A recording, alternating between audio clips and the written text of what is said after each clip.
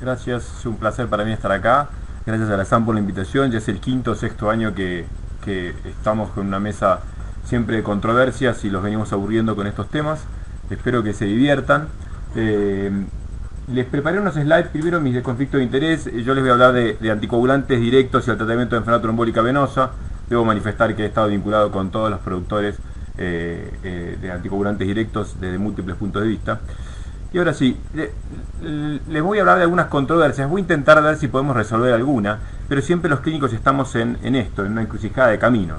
Y con todos los temas referidos a trombosis y cáncer, siempre empezamos con esta foto. Esta foto es Armand Trousseau. Trousseau fue el primero que describió la asociación entre trombosis y cáncer para morir años más tarde, justamente con una tromboflebitis, posterior a una tromboflebitis vinculada a cáncer.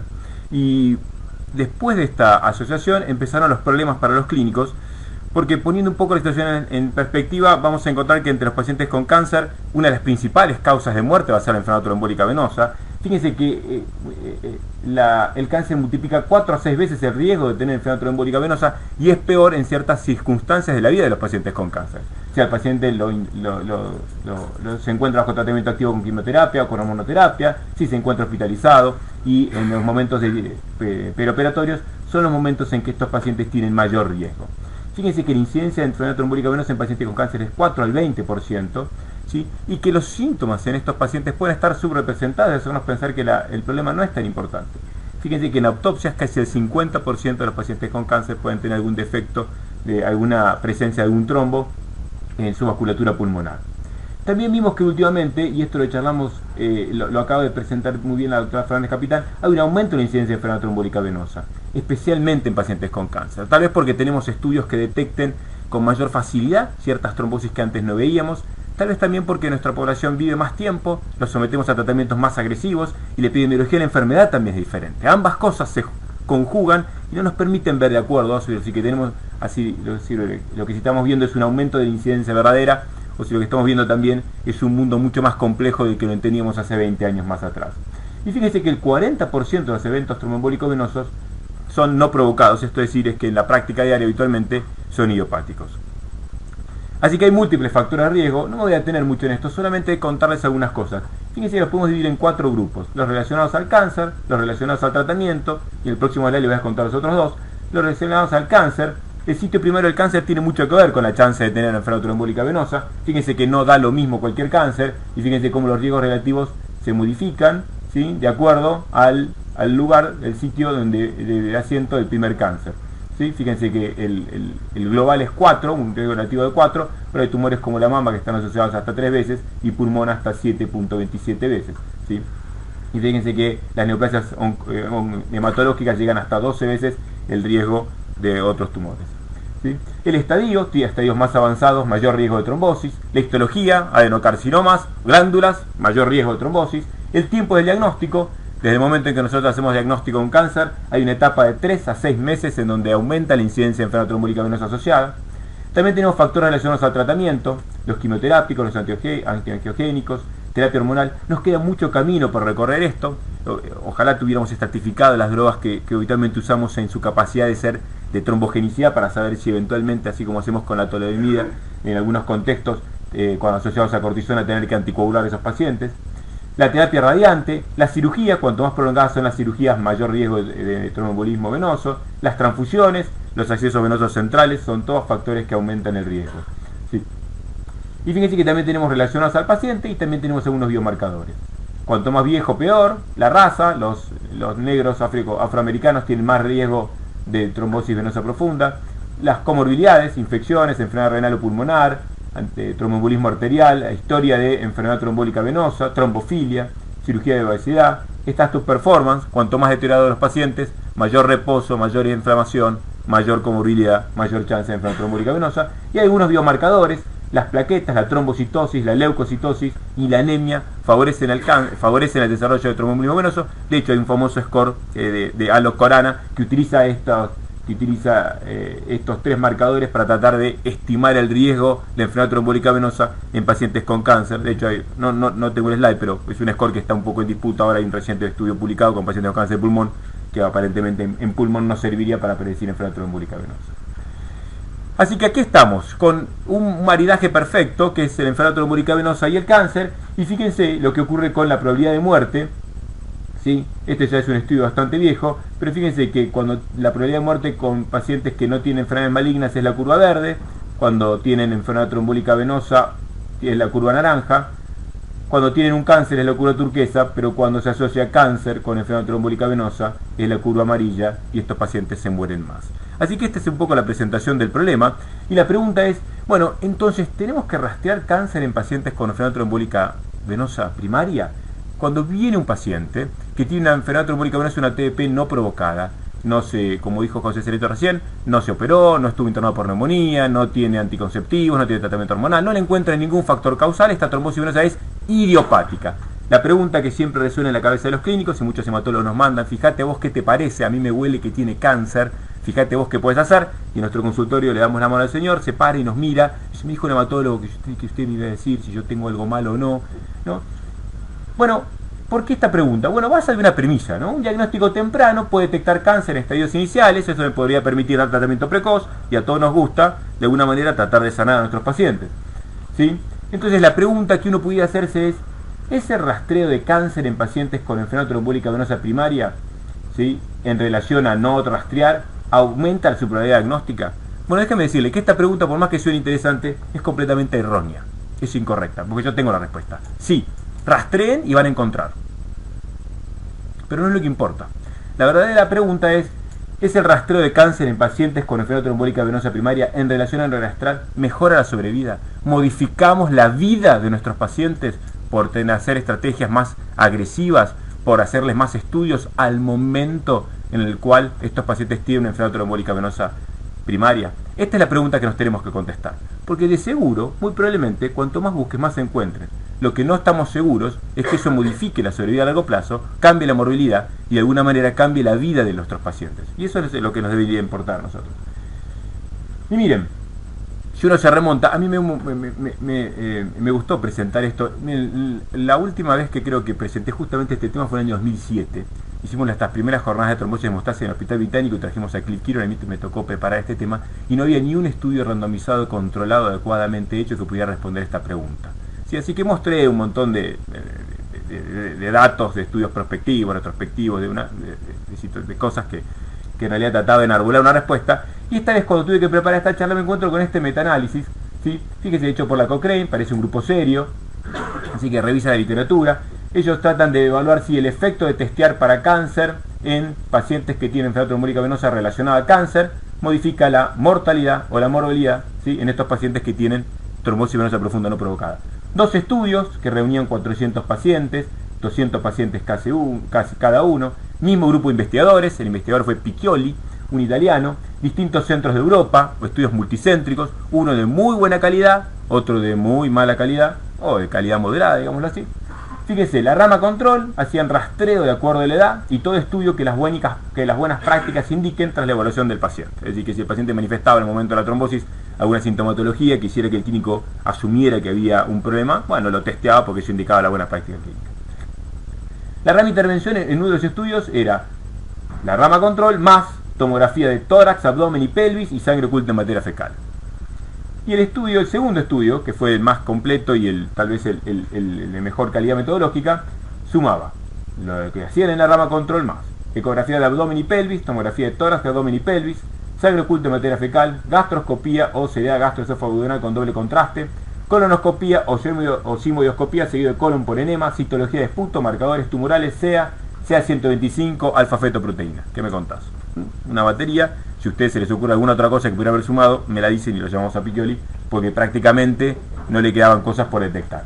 ¿Sí? Fíjense lo que pasó. Esto es la frecuencia de cáncer y fíjense que los dos estudios de Piccioli, 400 pacientes, no modificó en gran manera el diagnóstico de cáncer, ¿sí?, posterior al año en el grupo, cosa que nosotros esperamos que tuviera una mucha mayor tasa de detección de cáncer, y tampoco modificó, fíjense, tampoco modificó la sobrevida. ¿Sí? Pareciera que hubiera una tendencia, pero si se fijan, uno diría, bueno, mirá, el riesgo relativo es 0.49, Federico, no está tan mal, pero fíjense que va de 0.15 a 1.67, es extremadamente impreciso como para que yo pueda asumir que ese 0.49 pertenece a la realidad, es demasiado amplio.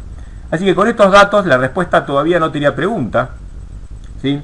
Y el estudio de Piccioli tenía varios problemas, justamente, problemas de calidad metodológica. La comunidad científica entendía que por ahí tal vez el abordaje del mismo grupo de investigadores no había sido el adecuado, con lo cual estaba la necesidad de repetir el estudio, y este estudio llegó, es un estudio canadiense, lo llevó a cabo Mark Carrier, ¿sí? Y fíjense, 854 pacientes con enfermedad trombólica venosa no provocada, en un solo estudio, el doble. Déjenme decirles que este estudio se hizo durante más de 7 años, algo que, para juntar 854 pacientes, algo que eventualmente juega en contra del estudio. Y los pacientes eran randomizados a 2 estrategias. Estrategia de rastreo limitada, esto era laboratorio básico, radiografía de tórax y rastreo oncológico de acuerdo a la edad. Mama, cuello cervical y próstata, ¿sí? Versus la estrategia de rastreo limitada más tomografía de abdomen y pelvis, ¿sí? Pero no era una tomografía convencional, era una tomografía especial que tenía la capacidad de reconstruir el páncreas, ¿sí? También hacía colonoscopía virtual y gastroscopía virtual. Es decir, que de alguna forma era una tomografía un poco más especializada. Estudio abierto, randomizado, multicéntrico, 9 centros en Canadá. El outcome primario del estudio fue cáncer confirmado al año, no diagnosticado inicialmente. Es decir, él trataba de ver cuántos cánceres al año había diferencia entre las ramas que no se habían detectado inicialmente con los rastreos, ¿sí? Y tenía un análisis de sobrevida preespecificado. Bueno, fíjense, el total 3.2% en la rama de estrategia limitada, 4.5% de los pacientes en el grupo de intervención tuvieron diagnóstico de cáncer al año de seguimiento, poca diferencia. Y fíjense que 29% de los tumores fueron perdidos en la estrategia inicial, es decir, que fueron identificados dentro del año, y en el grupo de la estrategia avanzada, 26%, ¿sí? Con lo cual esto no hubo diferencias entre los tumores perdidos con ambas estrategias. Algo que llama la atención, porque uno esperaría tener mucho más diagnósticos de un lado que del otro, ¿sí? Probablemente también tenga que ver con que hubo una baja tasa de detección de cáncer en este estudio, ¿sí? Pero algunas consideraciones para entender el estudio. Fíjense, la edad promedio de las personas que participaron del estudio era 54 años, con lo cual estas personas probablemente tengan baja chance de tener enfermedad oncológica, ¿sí? De los estudios prospectivos epidemiológicos que nos hablan sobre la relación entre cáncer y trombosis, sabemos que la media de mayor riesgo es de los 66 años, ¿sí?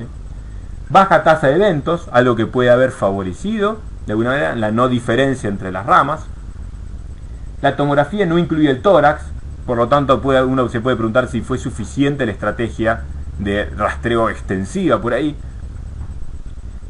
Y algo que juega bastante particular es que estos pacientes, la mayoría tenían más de 50 años, sin embargo la colonoscopía no fue hecha mandatoria en el grupo control. De hecho, nada más que el 6.7% de los pacientes del grupo control tuvo colonoscopía, versus casi la totalidad de los pacientes en la rama tratamiento. Y de hecho, de los 19 tumores de la rama tratamiento, o por lo menos estrategia extensiva, ¿sí? 4 fueron tumores de colon. Con lo cual, fíjense que esto puede haber hecho inclusive que pudiera haber favorecido que los grupos se distanciaran y haber exacerbado la diferencia. Con lo cual, esto habla de que si no hay una diferencia, no la pudieron encontrar, bueno, tampoco la iban a encontrar, sumando la colonoscopía tampoco la iban a favorecer. Así que, ¿cuáles son las conclusiones que podemos sacar? Bueno, por ahora no hay evidencias que sostengan estrategias de rastreo más allá de las indicadas por edad y la epidemiología y las dirigidas de acuerdo a los síntomas iniciales. Y esto tiene que ser lo que nosotros le tenemos que explicar a nuestros pacientes. Cuando viene derivado por el especialista y cuando está preocupado con toda su cara acomplejada porque alguien le dijo que la trombosis espontánea estaba vinculada con cáncer, hay que explicarle que vamos a hacer todo lo que está recomendado científicamente para poder entender si esto está vinculado con una enfermedad oncológica, hacerle su rastreo habitual para la edad de acuerdo a las normas locales de donde se encuentren, ¿sí? Y hacer un estudio, un examen físico dirigido a los síntomas que eventualmente pudieran hacernos pensar sobre alguna enfermedad puntual. Posiblemente falten estudios para resolver esta controversia, pero va a haber que hacer cambios en nuestra forma de hacer los estudios. Tal vez ajustar la población y apuntar a poblaciones específicas o poblaciones especiales. Tal vez modificar nuestro rastreo y tal vez acá esté nuestro problema. Tal vez nuestro problema esté en que no estamos seleccionando a los pacientes adecuados como para poder entender a cuáles tenemos que hacer una estrategia invasiva, porque eso va a tener un efecto en su mortalidad y a cuáles no. Y definitivamente esta es mi conclusión primordial, ¿no? Less is more. Cuanto menos hagamos, mejor para el paciente. Bueno, aún nos quedan en este maridaje de trombosis y cáncer algunas áreas por resolver. Fíjense, ¿qué hacer con la anticoagulación más allá de los 6 meses de tratamiento en pacientes con cáncer activo? Comparación y estabilización de esta homogenicidad de los tratamientos, esto lo dijimos, y todo lo que tiene que ver con las poblaciones excluidas de los trials. Metástasis cerebrales, pacientes con muy bajo peso o con muy alto peso. ¿Qué pasa con los pacientes que tienen mayor riesgo de sangrado? Porque José les dijo muy bien que había pacientes que tenían muy alto riesgo de trombosis, y estos pacientes también tienen muy alto riesgo de sangrado. Pacientes que tienen pobre pronóstico, pacientes que tienen pobre status performance. ¿Qué pasa con la heparina bajo peso molecular versus la warfarina versus los anticoagulantes directos? Y yo no voy a abordar todas las controversias, me voy a abocar a esta última, a ver si puedo darles algo de luz sobre este tema. Y cuando lo estaba preparando, miren, fue bastante particular porque no terminaba de resolver la primera parte, que era warfarina versus heparina bajo peso molecular, cuando ya tenía un problema que ya me habían metido los anticoagulantes directos en el medio. Y digo, bueno, caramba, porque si la respuesta es warfarina versus heparina bajo peso, acá hay un ganador, como muchos podemos pensar, ¿por qué entonces hicimos los estudios en pacientes oncológicos con anticoagulantes directos versus warfarina? Entonces vamos a ir despacio y vamos a ver si acá hay un ganador o no, ¿sí? Y miren, esto es un resumen de lo que opinan las guías, ¿sí? Por lo tanto, si nosotros vamos a las guías, fíjense, la Asociación Italiana de Oncología Médica, la Red Nacional de Cáncer de Estados Unidos, la Sociedad Americana de Cáncer, el Instituto Nacional de Cáncer francés, la Agencia de Drogas Francesas, el American College of Physicians, la Asociación Internacional de la Sociedad Internacional de Trombosis y Hemostasia, todas nos recomiendan, excepto los norteamericanos, como primera elección en pacientes con cáncer para el tratamiento de enfermedad trombólica venosa, las heparinas de bajo peso molecular sobre los antagonistas de la vitamina K. Bastante dispar, pero en cierta manera algo homogéneo. Todos dicen 3 a 6 meses, luego hasta la resolución del cáncer. 3 a 6 meses para TDP, 6 a 12 meses para TEP, al menos 6 meses. 3 a 6 meses, luego antagonistas de la vitamina K o heparina bajo peso molecular hasta resolución del cáncer. 3 a 6 meses, continuar si heparina bajo peso molecular está bien tolerada. 3 a 6 meses, luego antagonistas de la vitamina K o heparina bajo peso molecular hasta resolución del cáncer. Pero pareciera que toda la comunidad científica está muy de acuerdo en que nosotros debiéramos usar heparina bajo peso molecular versus warfarina. Yo daría heparina bajo peso molecular sin ningún problema, de no ser que en mi país la heparina bajo peso molecular es extremadamente cara.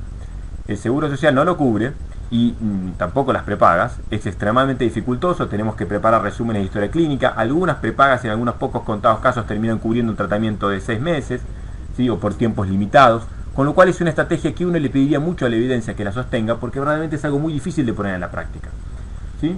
Y si se fijan cómo nace que un montón de sociedades en forma unánime digan, no, tenés que usar heparina bajo peso molecular, hacer el resumen, chocate con la pared varias veces o hacer que el paciente lo pague. Miren, este fue el CLOT Trial, ¿sí? Un estudio de una investigadora, Agnes Lee, ¿sí? Que trataba de ver si dalteparine versus antagonistas orales, esto era un inicio de heparina bajo peso molecular seguido de warfarina, tenía una diferencia en la recurrencia de enfermedad trombólica venosa, ¿sí? Y fíjense, 602 pacientes con cáncer de enfermedad trombólica venosa, dalteparine por 5 a 7 días, y luego era dalteparine, 200 unidades kilo día por mes, luego 150 por 5 meses, versus warfarina entre un ring de 2 y 3. Miren, la recurrencia mucho no importó. Una de las cosas que más importó de este estudio es esto, porque la recurrencia obviamente fue menor con heparina bajo peso molecular, pero una de las cosas que llamó la atención fue esta. El estudio CLOT demostró una clara diferencia en la mortalidad. Los pacientes que estaban randomizados a la rama de heparina bajo peso molecular se morían menos que los pacientes que estaban randomizados a la rama warfarina. ¿Cuánto menos, Federico? Bueno, bastante menos, un 60% menos. Miren, hay pocas intervenciones en la práctica médica que tienen una disminución de 60% del riesgo. Yo compro esto, fíjense. Claro, un intervalo de confianza bastante amplio, no 0,19 a 0,86, pero al menos obtengo un 14% de beneficio en la sobrevida. Para nada despreciable, son pacientes con cáncer. Y fíjense que esto es en pacientes con metástasis. O sea que agregar, o por lo pronto disminuir un 14% la chance de muerte en estos pacientes era radicalmente importante. Y este fue el estudio CLOT, y por esta razón las guías empezaron a... El análisis de mortalidad fue preespecificado, no fue POSOC, así que vale la pena el estudio, pero claro, eran 600 pacientes, ¿no? Pero claro, hubo metaanálisis y fíjense, cuando uno metaanaliza, acá hay 5 estudios que tratan de ver exactamente la misma pregunta, recurrencia de enfermedad trombólica venosa, sangrado mayor, mortalidad, sobre heparina de bajo peso molecular versus antagonistas de la vitamina K en poblaciones con cáncer. Y fíjense, en la recurrencia pareciera que es un poquito mejor la heparina de bajo peso molecular, en sangrado mayor pareciera que son iguales, hay mucha heterogeneidad, pero pareciera que son iguales, y en mortalidad no hay diferencias. Esto un poco ponía en duda los hallazgos del estudio CLOT. Fíjense, 1000 pacientes en total, con lo cual se reeditó el estudio CLOT en cerca de 900 pacientes. O sea, casi la totalidad de los pacientes metanalizados previamente en un nuevo estudio, el estudio CATCH se llamó esta vez, ¿sí? Randomizaba tinzaparina versus warfarina en pacientes con enfermedad trombólica venosa y cáncer, etcétera, misma población. Y fíjense, la recurrencia, parece que las curvas se separan muchísimo, pero ojo, porque acá está cortada la curva, así está publicado. Entonces cuando uno ve esto, uno dice, uy, cuánta diferencia que hay entre warfarina y tinzaparina. No es verdad, porque fíjense que acá llega hasta 12%, no es 100%. Si le hubiese puesto la escala completa, probablemente hubiésemos visto que las curvas estarían muy juntitas, porque de hecho acá no hay diferencias estadísticas, casi en el borde de la significación con el Walters. Sí, probablemente tal vez pudiera haber una diferencia a favor de tinzaparina, pero este estudio con 900 pacientes, con casi la totalidad de los pacientes del metanálisis anterior que les mostré, no pudo encontrar diferencias en recurrencia. Y definitivamente no encontró ninguna recurrencia en sangrado mayor y ninguna diferencia con respecto a mortalidad. ¿Sí? No diferencias en muerte. ¿Dónde está la verdad? Bueno, miren, no lo sé, no tengo idea dónde está la verdad. Lo que sí sé es que probablemente las poblaciones fueran diferentes. Fíjense que el estudio CATCH, el LIGHT y el ONCE-NOX, 3 de los estudios este estudio el último que les mostré y 2 de los estudios incluidos en el metaanálisis que les mostré, tenían una proporción diferente de pacientes con metástasis que en el estudio CLOT. Tal vez la diferencia esté ahí. Tal vez la heparina le saque ventaja a la warfarina en los pacientes que tienen metástasis o que tienen enfermedades avanzadas. Tal vez, no lo puedo saber.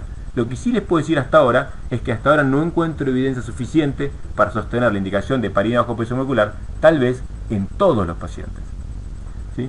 ¿Qué dicen las guías de consenso más representativas? Bueno, fíjense, ¿sí? Recomiendan heparina bajo peso molecular, pero claro, con un grado 2C, como diciendo, bueno, mira, nos parece, ¿sí? Fíjate, es 2C, no tengo poca evidencia y es opcional, fíjate, sobre antagonistas de la vitamina K y sobre el resto de los anticoagulantes orales. ¿Sí? Y algo parecido hicieron las guías del ASCO haciendo una misma recomendación. ¿Sí? Y ambas desaconsejan en primera instancia el uso de anticoagulantes directos. Así que acá me surge la segunda pregunta. Bueno, ¿qué hay de los anticoagulantes directos? Porque a mí me gusta mucho y eventualmente uno pudiera bypassar este problema o este entuerto de la heparina bajo peso molecular y la warfarina. Miren, fíjense, este es un metaanálisis sobre cómo les va a los anticoagulantes directos en pacientes con enfermedad trombólica venosa global. Y miren, pareciera que les va mejor, ¿sí? Que les va igual en recurrencia de enfermedad trombólica venosa, ¿sí? Y cuando voy a sangrado, pareciera que les va un poco mejor. Así que pareciera que se comportan con igual eficacia y mayor seguridad. Pero hay que tener un cuidado, ¿sí? Fíjense que por esto las guías europeas de cardiología ya las colocaron como una primera alternativa para el manejo de pacientes con enfermedad trombólica venosa por sobre la warfarina. Porque dicen, mira, la eficacia es igual, pero en seguridad es mejor, sangra menos, con lo cual tiene que ser nuestra elección. ¿Qué pasa si mi paciente tiene cáncer? Y acá tenemos que ir un poco más despacio. Fíjense, estos son los 4 estudios con anticoagulantes directos, ¿sí? Los Recover con dabigatran, un inhibidor de la trombina, Amplify, Ocusai, Einstein, Apixaban, Edoxaban, Rivaroxaban, todo lo que termina en Saban es un inhibidor del factor Y activado. ¿Sí? Número total de pacientes, 5.000, 5.400. Edad, fíjense la edad, ya empezamos mal, ya la edad nos hace ruido, ya son pacientes tal vez diferentes a lo que nosotros esperamos encontrar. ¿Sí? Y miren qué les pasa con algunas poblaciones. Fíjense, tienen creatinina menos de 50, 2.6%, 6.3, 6.5, 7.8, cáncer, 5%, 3.1, 9.4, 5%, viejos, 9.7, 7.2, 7.5, 6.5. Con lo cual, ya les puedo decir lo siguiente, hay ciertas poblaciones que están subrepresentadas, con lo cual no estoy tan seguro que uno pudiera extender el efecto de igual eficacia y menor seguridad que les mostré en el metaanálisis recién. ¿Sí? Y si voy a la población con cáncer, fíjense que solamente hubo 23 eventos tromboembólicos venosos en la rama de anticoagulantes directos y solo 55 eventos en todo el grupo oncológico. Con lo cual, cualquier metaanálisis que yo quiera hacer con menos de 200 o 150 eventos, ya miren lo raro, porque ya no, probablemente tenga poca capacidad de validar esos resultados a otras poblaciones. ¿Sí? Y si se fijan, cuando yo veo nada más que la población con cáncer, y ustedes ya saben que los estoy engañando, fíjense que en la población con cáncer, estos son datos que yo metanalicé, fíjense que los anticoagulantes directos parecen más seguros y más eficaces, un poquitito y rodando el 1, ¿sí? Pero tengan en cuenta que son poblaciones subrepresentadas. ¿Y por qué pasa esto? Porque miren, en mi consultorio va a venir gente como esta, 55 años, cáncer de mama hace 7 meses, que ya hizo cirugía y radioterapia, en tratamiento con hormonoterapia, viene con disnea de dolor torácico, tiene un ataque de tórax con embolismo pulmón bilateral, pero también va a venir un señor como este, 82 años, cáncer de colon operado hace 5 meses en tratamiento con 5-fluoracilo, oxal y platino, disnea de dolor torácico, misma enfermedad. Misma enfermedad, distinta evolución, y ustedes ya no hace falta que sean clínicos para decirme, bueno, ya está, el de la derecha, Fede, le va a ir probablemente peor que al de la izquierda, si no importa lo que uses, ¿sí? Y esto es importante porque aún desconocemos la cantidad de interacciones que pueden tener los anticoagulantes directos. Fíjense, con algunas drogas oncológicas, la cantidad de interacciones que hay, que hoy en día estas drogas las están comercializando y siempre nos dicen que tienen baja chance de interacciones, pero me dice que la lista no termina, con lo cual nosotros desconocemos la potencialidad de interacción cuando les tiramos a los pacientes un arsenal de drogas citotóxicas para tratamiento de su cáncer. Y más aún, muchas veces las drogas citotóxicas que nosotros le damos pueden no interactuar con el anticoagulante directo, pero sí van a interactuar con su mucosa gastrointestinal, y todas estas drogas se absorben por vía gastrointestinal, y todas estas drogas tienen la chance de aumentar el riesgo de sangrado gastrointestinal. Así que ni quieren pensar cuando los pacientes, cuando les empezamos a dar quimio, que vienen con mucositis, vienen con diarrea, vienen con náuseas, con vómitos, dispepsia, nosotros les damos ondansetron, Reliberan y les tiramos 450 drogas para todo lo que tiene que ver con el disconfort abdominal, ni quieran pensar el riesgo de sangrado que podemos tener si le damos anticoagulante droga activa por vía gastrointestinal en forma directa. Con lo cual, no estoy diciendo que no los podemos usar, lo que estoy diciendo es, todavía me faltan datos y evidencias que sostengan que puedo usar en forma segura su uso indiscriminado en todos nuestros pacientes. Tal vez haya un grupo de pacientes en los cuales en forma segura definitivamente los podemos usar. De hecho, la paciente de la izquierda era una paciente que no lucía como para que yo no le pudiera dar la medicación, ¿sí?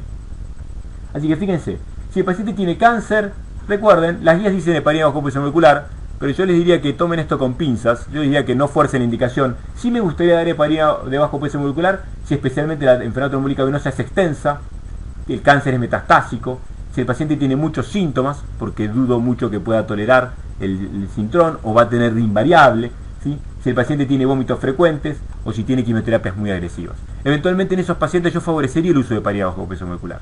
En forma global para todos los pacientes no estoy seguro que las guías me den la respuesta de darle heparina bajo peso molecular a todos. Si yo quiero evitar la terapia parenteral, bueno, tal vez puedo usar rivaroxaban y apixaban, ¿sí?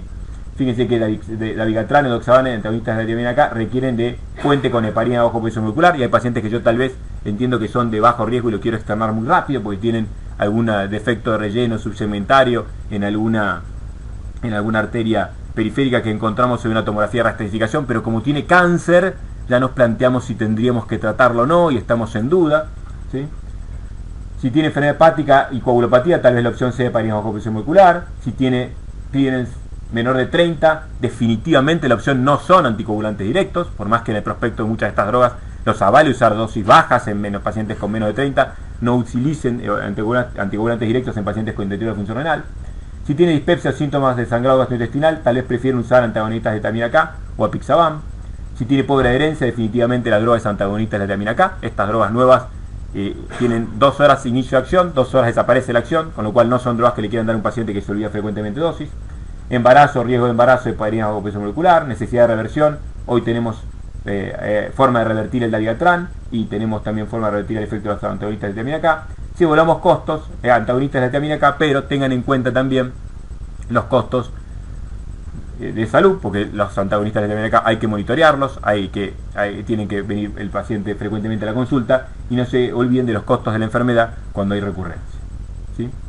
Un dato interesante, ¿qué pasa después de los 6 meses? Este estudio no está publicado, es dato que viene del grupo Riete, ¿sí? Fíjense, la doctora Fernández Capitán, que está acá, participó dentro de los investigadores, y la pregunta era, bueno, mira, ¿qué tal si yo me adhiero a la guía por los 6 meses y le doy heparina bajo peso molecular, pero después de 6 meses no hay nadie que me diga qué hacer? ¿Qué tengo que hacer? ¿Tengo que seguir usando heparina bajo peso molecular o puedo usar warfarina. Bueno, miren, no está respondida esta pregunta en ningún estudio prospectivo hasta ahora, randomizado, controlado, que nos gustaría, pero datos del Riete, cuando se fijan en qué es lo que ocurrió con los pacientes después de 6 meses de haber estado anticoagulados, en rama heparina bajo presión molecular y posterior warfarina versus heparina bajo presión molecular, pareciera que las curvas se cabalgan y después del 6º mes estos datos de observacionales me dirían que eventualmente el comportamiento es similar. Estas dos poblaciones fueron macheadas por algo que se llama score de propensión, con lo cual me dice que las dos poblaciones son comparables porque tenían el mismo riesgo de que el médico tratante le diera o heparina o warfarina. Pero no se confunda, no es un estudio controlado randomizado. Ni la mejor score de propensión puede simular lo que ocurre en un estudio randomizado controlado. Pero sin embargo es un estudio muy bien hecho de alguna forma porque me está mostrando dos poblaciones tratando de hacer el mejor esfuerzo para que puedan ser comparables. Con lo cual tal vez después del 6º mes, si ustedes forzaron la indicación de heparina bajo presión molecular, puedan pasar estos pacientes, si tienen enfermedad controlada, a antagonista de la vitamina K. Mis conclusiones finales. Bueno, no hay sólida evidencia que respalde irrefutablemente el uso de heparina sobre warfarina. Aún necesitamos datos de seguridad en relación a los anticoagulantes directos. La warfarina puede ser una alternativa, tal vez después de los 6 meses. Y tenemos que empezar a ingeniarnos estrategias para reducir el riesgo de sangrado con los anticoagulantes directos en estas poblaciones, tal vez reducir las dosis, tal vez hacer el primer mes anticoagulación full con heparina bajo presión molecular y luego probar otras dosis de anticoagulantes directos.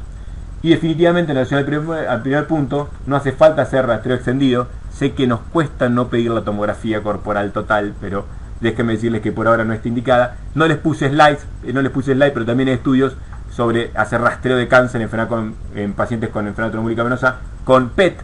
Tampoco está indicado, ¿sí? Si no lo ven en la tomografía, no pidan un PET. El PET sirve para clasificar imágenes tomográficas, no para buscar lucecitas de colores, porque vamos a terminar biopsiando cosas que no lo sean. Ahora sí, muchas gracias.